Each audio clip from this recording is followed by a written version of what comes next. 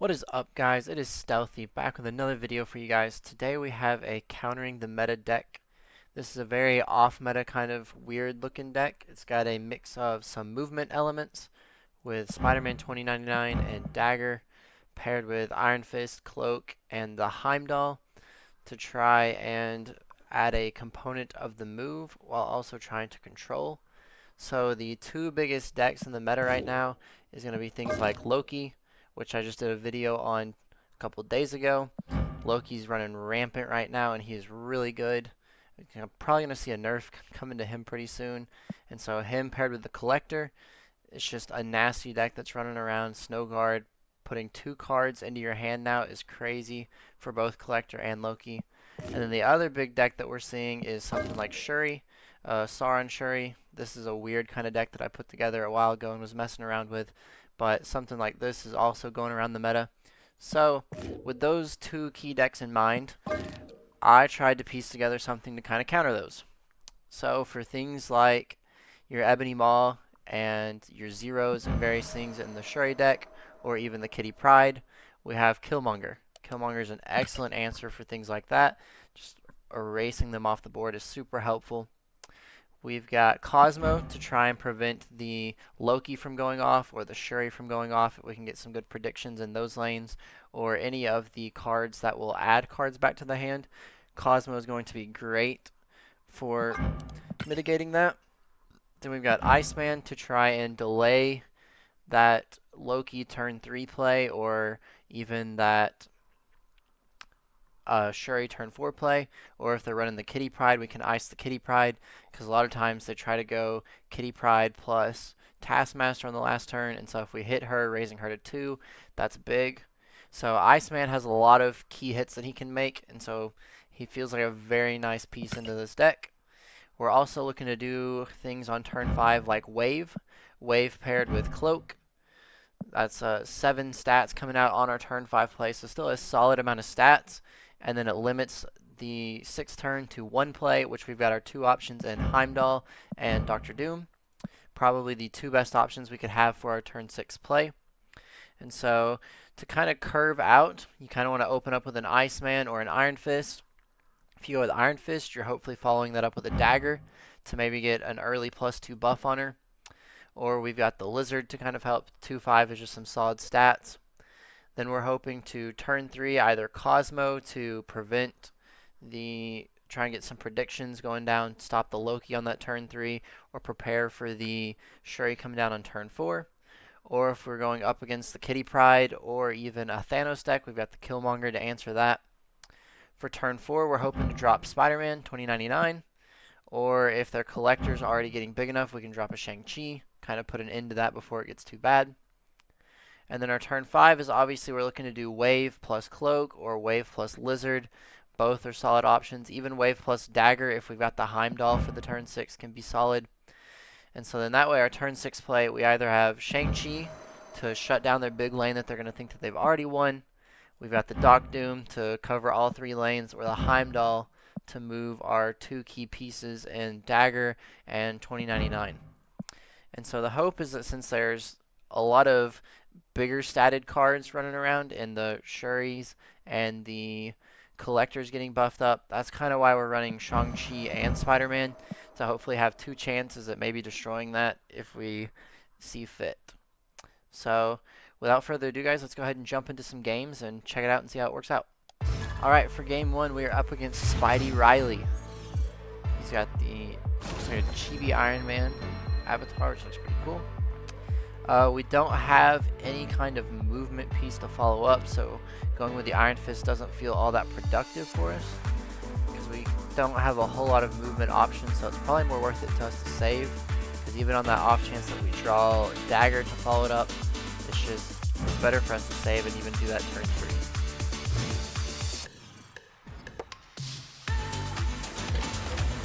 So Project Pegasus coming down, pretty interesting. I think we just go ahead and drop the Doctor Doom. He's just a solid amount of stats. Heimdall will clump them all up, but that's not an issue. We're trying to surprise them by winning 2 lanes at the very end by not having a bunch of movement cards in our deck. So I think just the Doc Doom is okay. I don't feel like we need to drop the Iron Fist yet because we're still looking for that dagger or even that 2099. And both of those plays will come in on turn 3. So just the Doc Doom should be fine. So I do see Angela, we see the Collector, 8 and 13. Probably looking at the Loki deck since we see the Collector come down, which is exactly what this deck was built to play into. So hopefully this will be a good kind of test for us. We drew the Shang-Chi, which will be huge for us later on. I think it's okay for us to go ahead and drop the Killmonger if we want to. We can eliminate the Agent 13, or it might just be worth it to us to keep her there, so that way it doesn't open up an extra slot with the Angela. So with that in mind, I think we're actually going to drop the Cyclops for the 1 extra stab. And there's the Loki as we expected. It would have been nice to have our Cosmo so that we can prevent that. But we do have Shang-Chi, and so we can try and make a turn 4 prediction if we wanted to, and go ahead and drop him.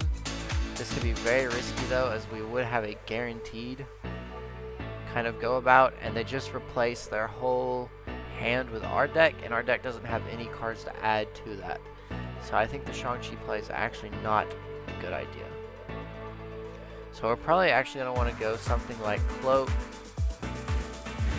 with Iceman and Iron Fist, which I think we're going to be okay if we just take some rocks. We've got turn 5 probably is going to be Shang-Chi, into turn 6 Heimdall. So I think we're going to go ahead and drop Iceman and then Iron Fist right there.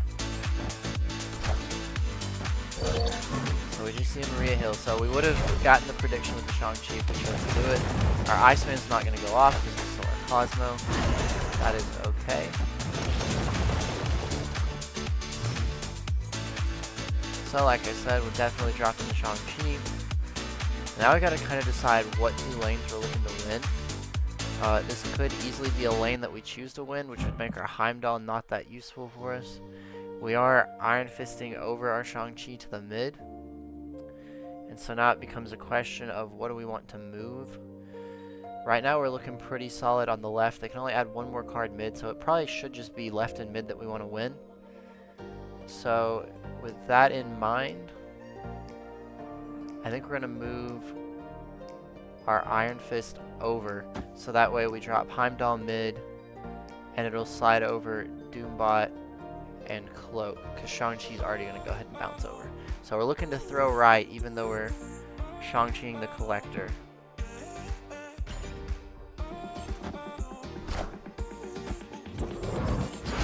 Okay, so they got Iron Fist and 2099 from us.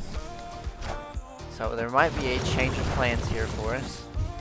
We might be looking to win left and right, which is kind of tricky for us.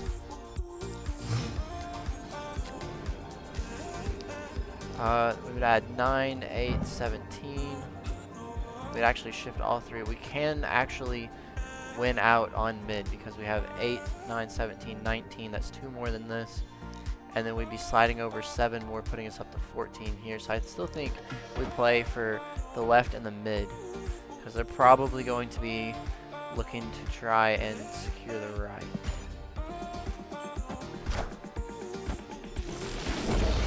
So I was mistaken, but hopefully we've got enough stats here in the left just to shove us. So they win out by 1. That is unfortunate for us. We didn't really have any other play to make though. We could have, all we had was Killmonger and some rocks, and Killmonger plus rocks was not going to do us any good. So Heimdall was really our only option, and that was the play that we had to make. So unfortunately we lost by 1, but it's okay. We'll go ahead and hop into the next one. Alright, for our next match we're up against Marquin Hog Gameplay.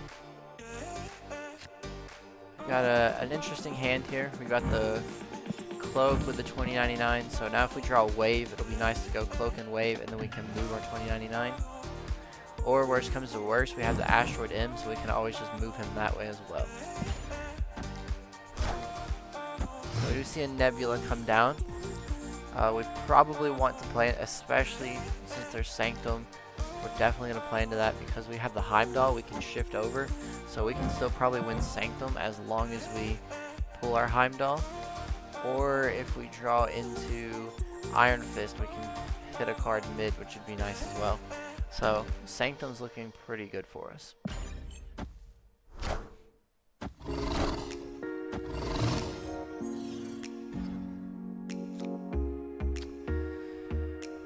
So this makes things a little tricky with the Quantum Tunnel. I think we will just go ahead and play the Killmonger down. And I'm okay with swapping him for something else, because we might hit a Doom or something big. But this lets us not have to really worry about the Nebula anymore. I thought about going Cosmo, but Killmonger's just, it alleviates that stress of constantly having to battle with that Nebula for us. So we definitely have the Shuri deck from our opponent, which is exactly what we tried to play into. We do see the armor come out, they got very lucky, but then it switches back into the Evanton, so that's huge for our Killmonger, killing both of those. He's going to slide over, but he's going to switch out into the Heimdall, sliding our Lizard, so that's very big for us, very helpful. I think if we play 2099 here as well, then he'll slide over, we can kill his Lizard, and then he'll swap back out into something else. So I think we go ahead and drop the 2099, and we snap on this, because we're looking very good having the Lizard mid, Heimdall right, and we're about to kill his Lizard.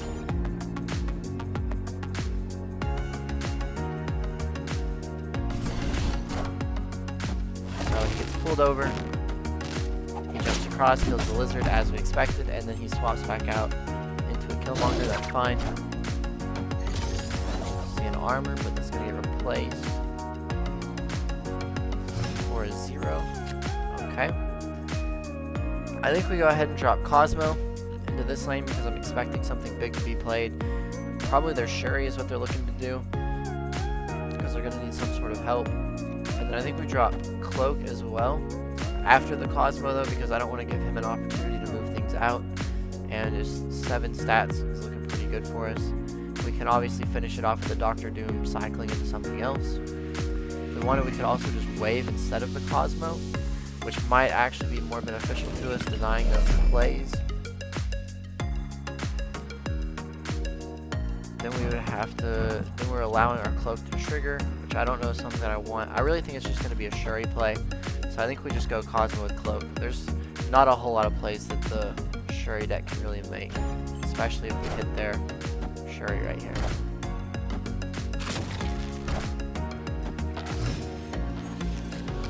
So I did forget that their card was zeroed. It's not a big impact on us though. They're definitely going to win left, so now we just gotta hope we can win right. We win mid, which with that in mind, it might be beneficial for us to just throw down 2 cards instead in this right lane, instead of just the Dr. Doom, because we've already got mid solidified. There's no way that they're winning that. So I think adding 2 cards to the right and just trying to win out right will be very beneficial to us, because we don't have enough stats to win out left, and our Cosmo is preventing our Shang-Chi from being able to kill the Red Skull.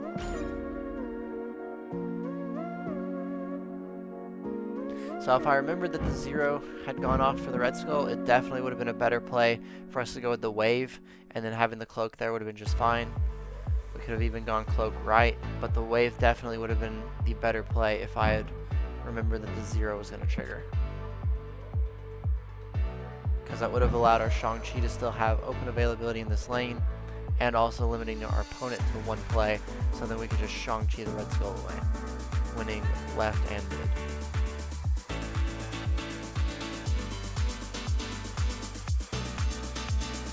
Our opponent's having to think really hard about what's going to happen here. And they might even rope out. They don't play anything, so I guess it's a free win for us. Surprised they didn't play anything because they definitely still had a chance to win this. But even still, I think the 19 stats have been kind of hard for them to come by and have to make up the weapon. So, we beat out the Shuri deck in Game 2. We lost to the Loki deck in Game 1. Just like I predicted for you guys though, this is exactly the matchups that we're trying to play into. and we nearly won that first game. I think if we would have had some better draws in place, we would have been okay. But yeah, let's go ahead and jump into a game 3. Alright, for this matchup, we're up against Royce. We're opening up with a Project Pegasus, which means that I think we just open up with Dr. Doom. It's pretty clear as to how that's going to go. Our turn 3 play might be an Iron Fist and something else, like a Lizard or a Cloak, and then go into 2099 to get the free move and kill. Which is almost a thought to just snap on getting Dr. Doom turn 1, but probably not a good idea. See a Hell Cow by our opponent on turn 1 instead of the Sarah, which seems like a very questionable move considering he had a Sarah. For this, we're fine with just passing through the rocks. And we're going to wait and see what this one is and go ahead and, okay. This is definitely something we're okay with snapping on. So we're going to go Iceman to the right to get the buff. Go ahead and drop Iron Fist. Then we'll drop 2099 to the mid. He'll bounce over and kill the Hell Cow.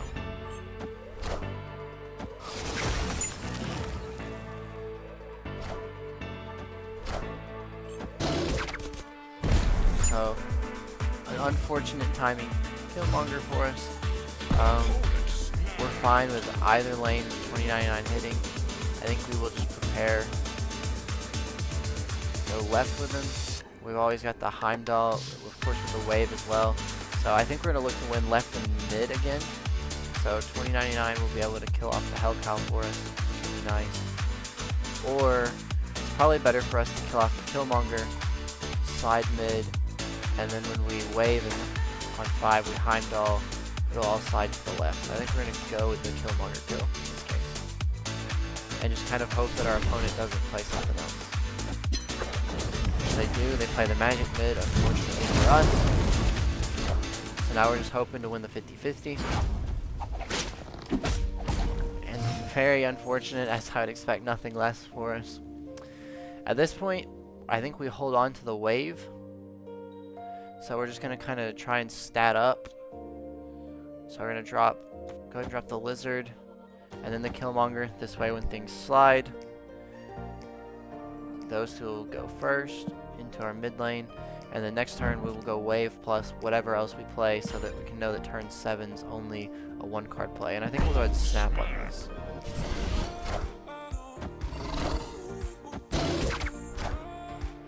I am Iron Man. So an Iron Man comes out for our opponent mid. At this point they still have priority, so it's not a bad idea for us to just go ahead and drop the Shang-Chi here and try and shut down whatever's coming. Or we can just go ahead and commit with the wave idea that we had previously, which I think we will do. We'll drop the wave left, so that way it gives us enough power to win left, and we've also got enough to win right. So then we have the option of the Shang-Chi to drop mid, potentially win that, or just continue with the Heimdall idea.